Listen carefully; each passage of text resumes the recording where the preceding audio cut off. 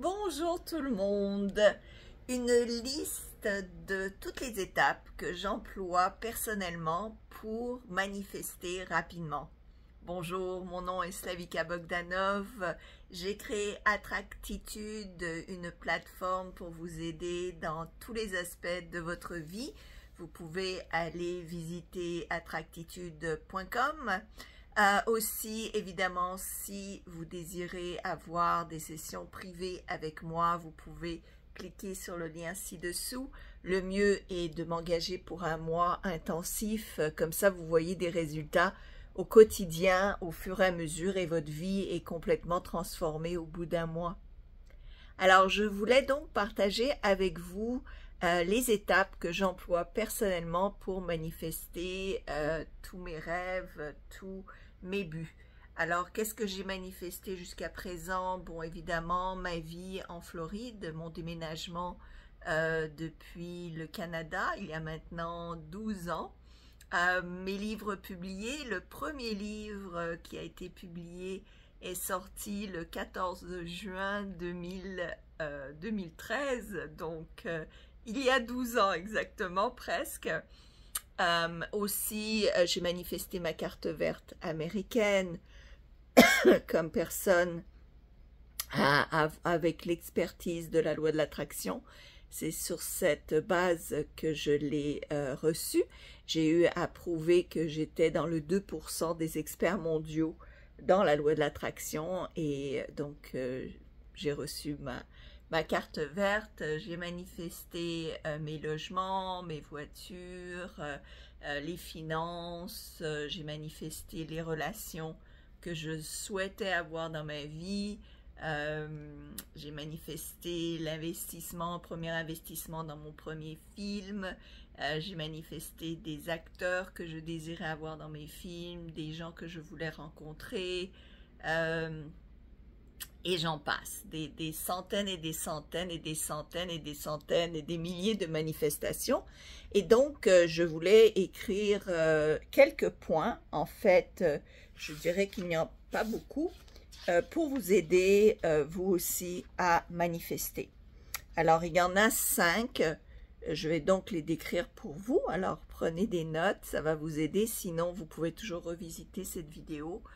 Ça marche, évidemment, sinon, je ne le ferai pas. La chose qui fait en sorte que les gens ne manifestent pas, c'est vos croyances, vos blocages mentaux, votre incapacité à convaincre votre subconscient, à reprogrammer votre cerveau. Donc aussi le manque de cohérence, de consistance, de manque de persévérance. Les gens vérifient tout de suite si ça a marché tout de suite, et si ça ne marche pas tout de suite, ils laissent tomber trop rapidement. Donc il faut vraiment faire ça fréquemment au quotidien. Donc, maintenir la cadence pour voir des résultats. Une fois que vous arrivez à manifester une fois, bien vous allez évidemment avoir la confiance, le courage de continuer. Et plus vous allez manifester, plus vous allez manifester. C'est sûr que plus on devient bon, plus on le fait, plus ça devient une habitude.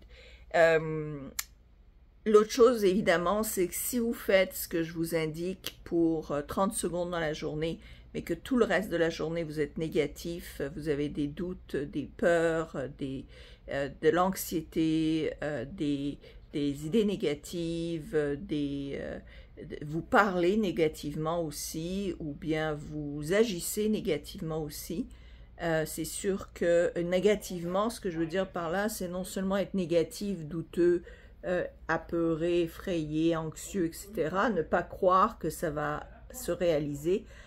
Aussi agir selon ces croyances négatives-là. C'est ça que je veux dire par agir négativement.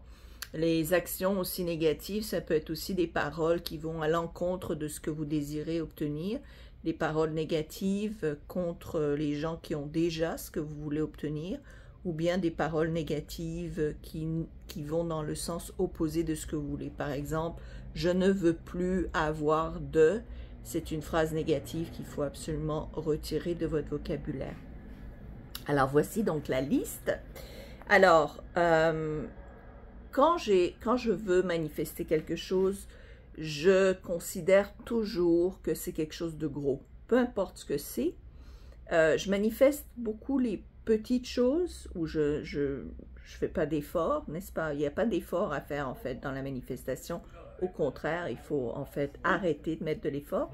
Mais ce que je veux dire par effort, c'est-à-dire que je ne pratique pas toute cette méthodologie-là pour des petites choses que je veux manifester. Elles se manifestent d'elles-mêmes sans que j'ai besoin d'y réfléchir. Mais quand je veux manifester quelque chose et que j'y mets du travail, entre guillemets, c'est là où je me dis c'est une grande chose que je veux manifester.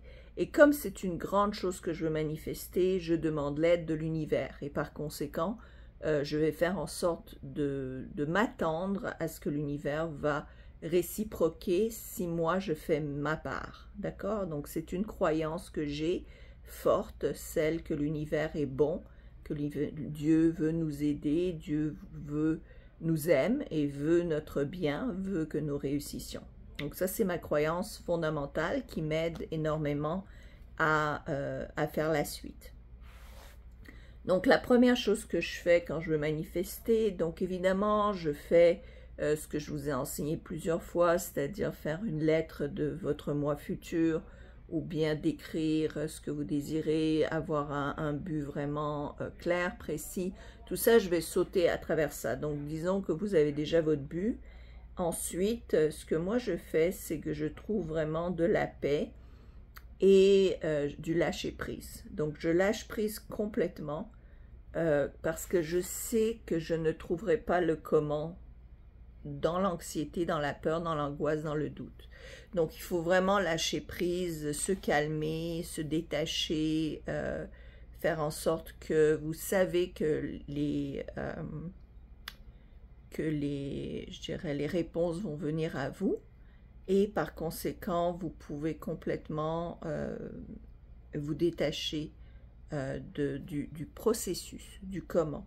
Vous gardez votre focus sur le but sans jamais, je dirais, réduire ce but, limiter ce but,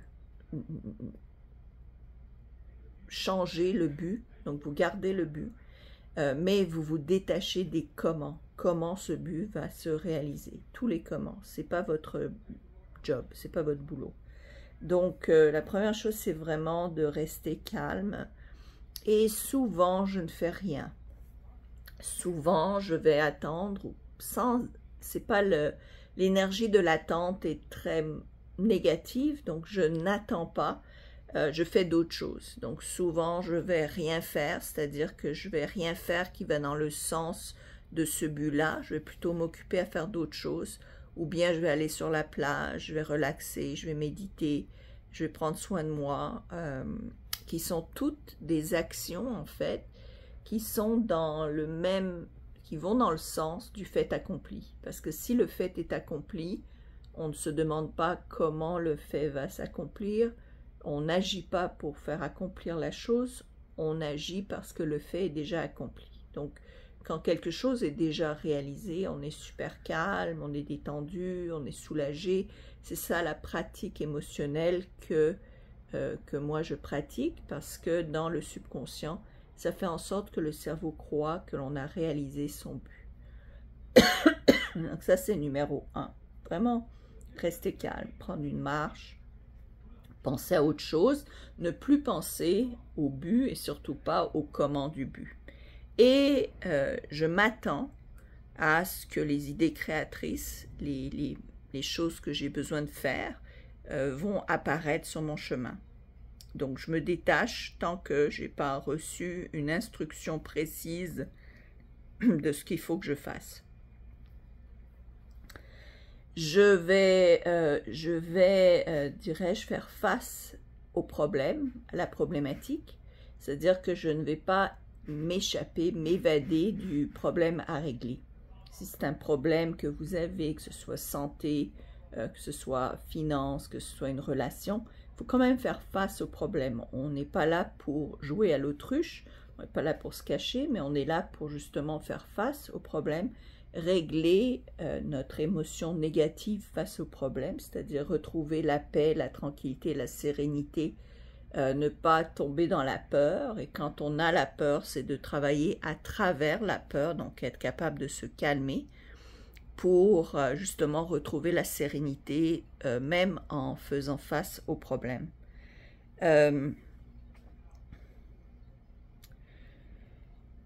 Je pratique la patience infinie. Alors, plus vous êtes pressé à vouloir que quelque chose se produise, plus ça va prendre du temps. Parce que être pressé, ce que ça envoie comme énergie à l'univers, c'est le manque, c'est le vide, c'est la pénurie, c'est la panique, c'est le stress, c'est l'anxiété. Plus vous êtes patient, plus vous êtes détaché, donc plus vous êtes patient à vous dire, même si ça prend 100 ans, c'est pas grave, plus ça va arriver vite. Donc, il faut vraiment pratiquer la patience qui va de pair avec le détachement.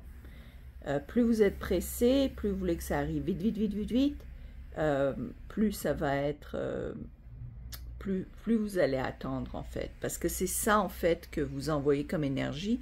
Quand on est pressé, on attend. Et l'attente démontre à l'univers que vous ne l'avez pas. Et si vous ne l'avez pas, le message que vous envoyez à l'univers, c'est « je ne l'ai pas » et donc vous aurez plus de ça que vous ne l'avez pas. D'accord? Ensuite, je n'agis jamais avec la peur. Donc, quand j'ai peur que ça va ne pas se produire, que ça va prendre trop de temps, que je vais manquer le bateau, peu importe. Dès que j'ai des peurs, je m'arrête et je travaille sur la peur seulement. C'est-à-dire que je me calme. Je fais en sorte que la peur s'en va et non pas agir sous la peur, sous la panique, sous l'instantanéité. Des fois, ça m'arrive et si je commence une action et qu'en plein milieu de l'action, je me rends compte que je le fais parce que j'ai peur ou parce que je veux forcer les choses pour que ça aille plus vite, je m'arrête. Donc, quand vous voyez que vous êtes en train de forcer les choses, ça se ressent, hein, il y a cette espèce de stress qui vient avec forcer les choses. Ça ne vient pas naturellement, ça ne vient pas avec la gratitude, ça ne vient pas avec un cœur ouvert, ça ne vient pas avec justement ce lâcher prise, ce bien-être. Quand vous sentez que vous forcez les choses, il faut vous arrêter. Et la dernière étape, par contre, quand je reçois une idée inspirée, une idée guidée, une idée créatrice, il y a une grosse différence. Souvent, c'est des idées positives, elles instaurent une espèce de paix, et on sent une urgence à faire l'action. Pas l'urgence à avoir le but réalisé, mais moi je ressens vraiment l'urgence de faire cette action-là. C'est comme Dieu qui me dit « fais-le maintenant » et là je le fais immédiatement, je lâche tout et je fais l'action. Mais je n'agis pas selon ma peur, j'agis quand je reçois les instructions divines ou la guidance de mon GPS intérieur qui me dit « tourne maintenant ». Alors je tourne maintenant, je fais l'action immédiatement. Et dernièrement, étape 5, je continue mes exercices au quotidien de visualisation, de scripting. Je fais beaucoup de scripting, ma gratitude au quotidien, mes affirmations. Donc, je continue au quotidien tous les exercices que j'ai besoin de faire. Mais je les fais au quotidien tout le temps. Donc, moi, c'est une pratique que je fais depuis plus de 10 ans. Donc, je fais mes listes de gratitude, je fais ma visualisation. Quand le but est atteint, je passe à la visualisation de la prochaine chose que je veux obtenir, etc., etc.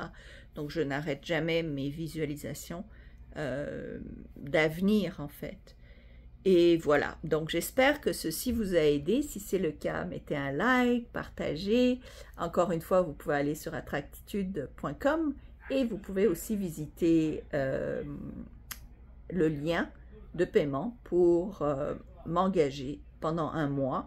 Durant un mois, on est constamment en contact par WhatsApp, donc je suis constamment là au quotidien pour vous supporter, pour vous guider, pour vous élever au niveau de votre taux vibratoire, pour répondre à vos questions.